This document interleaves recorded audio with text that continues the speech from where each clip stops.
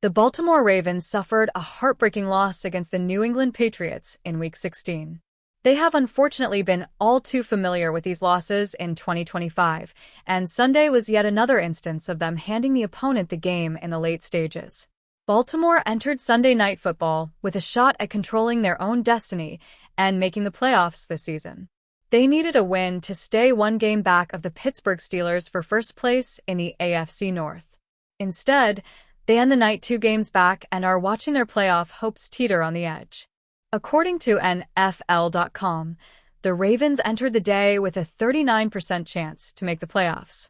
After Pittsburgh's win over the Detroit Lions and Baltimore's loss, those sit at just 11%. Ravens' playoff hopes on life support. Everything that could have gone wrong in Week 16 went wrong for the Ravens.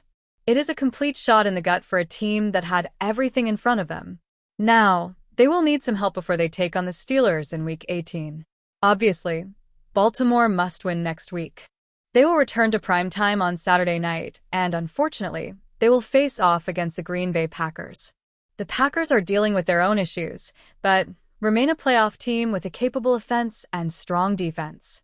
While the Ravens proved capable of competing with one of the best teams in football in Week 16 and could win in Green Bay next Saturday, they also need Pittsburgh to lose. Which team do the Steelers play next week? The Cleveland Browns. Matchups between division rivals can get tough, and it will undoubtedly be chippy, but a team season relying on the Browns is not an encouraging sign. Cleveland sits at 3-12 with quarterback Shedeur Sanders leading the way, who has shown promise, but is also making a ton of rookie mistakes in his first handful of starts. Drawing a matchup against a pesky Steelers defense will likely not go over well. Heading into the rest of the 2025 campaign, the Ravens will look to go down swinging. You can only control what you can control. If they do their job next week, perhaps they will receive some help. For now, though, it looks like their playoff hopes are all but finished. The Cleveland Browns wished backup quarterback Dillon Gabriel a happy birthday ahead of Sunday's matchup against the Pittsburgh Steelers, drawing an interesting reaction. Gabriel will not be active for the Week 17 matchup against the Steelers. He's dealing with a shoulder injury that the Browns announced late in the week. The Browns elevated Bailey Zappe from the practice squad to serve as the backup to Shedeur Sanders. Gotta love a game day birthday. Join us in sending good vibes to Dillon. The post from the Browns read. It quickly gained traction, with hundreds of comments across social media and many trolling the Browns' third-round pick. Happy birthday.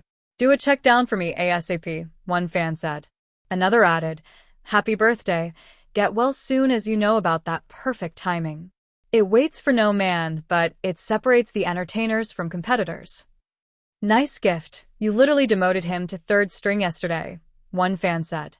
Others showed support for Gabriel, who started 6 games this season, going 1-5 while passing for 937 yards, 7 touchdowns, and 2 interceptions.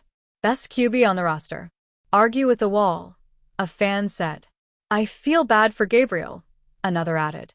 Fans hated him just because he wasn't Sanders. He didn't deserve what our fans did. Dillon Gabriel's fiancée faced backlash for comments on Browns. What didn't help Gabriel's standing with the fans in Cleveland were statements his fiancée made on social media. After a Week 13 loss to the San Francisco 49ers, Zoe Caswell posted a TikTok video with the caption, "Browns lost what's new," along with a crying, laughing emoji. Her replies to comments didn't help her cause, either. Actually, everyone in the building wants him to play.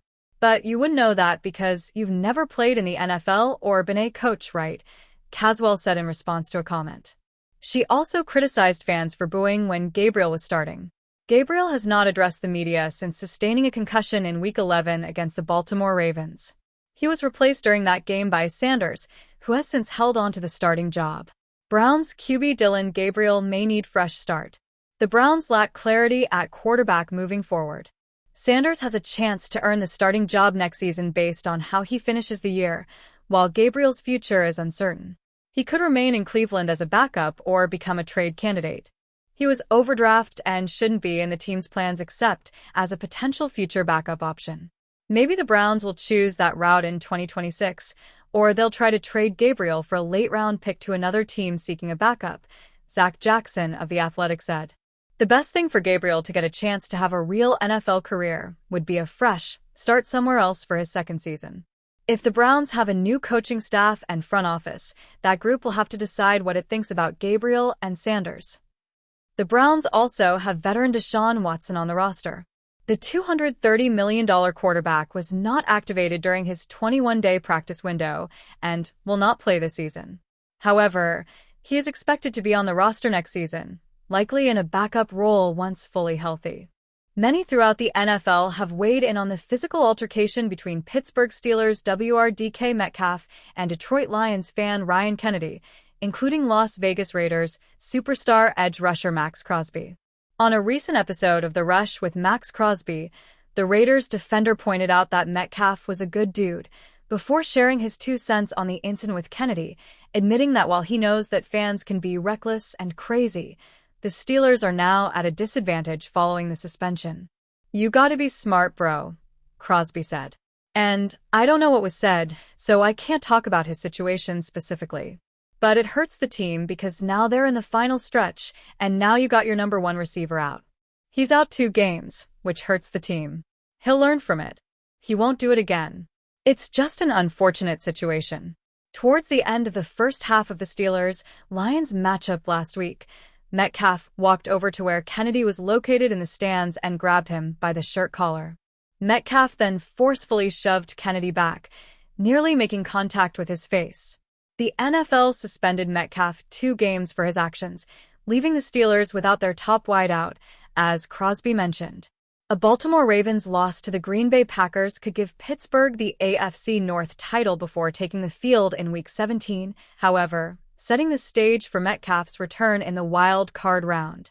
For up-to-date Steelers coverage, including Pittsburgh's Week 17 matchup against the Cleveland Browns, follow us on X at the Steelers Wire and give our Facebook page a like.